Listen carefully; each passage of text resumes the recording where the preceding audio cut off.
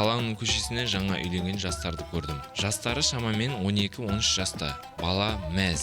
Индияда ерте үйленеді деген рас екен. Екеуі де бір 13-те, 12-де болу керек. Екеуі үйленіп жатыр. Барып арттарынан сұрап едім. Иә дейді. Бірақ ол түсінбейді. Иә деп айтуы мүмкін. Бірақ бетін жауып алған. Жігіт довольный. Иығына іліп алған ағаның несін. Етек сияқтысын. Осы сиырларды көшеде толып жүреді, білесіздер ме? Себебі үлкейеді ғой олар.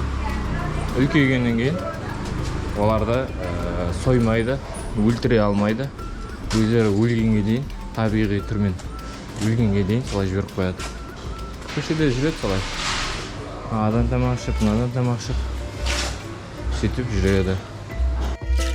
Бізде Қазақстанда бұндай сиырлар соғымға кетеді ғой қартаймастан бұрын.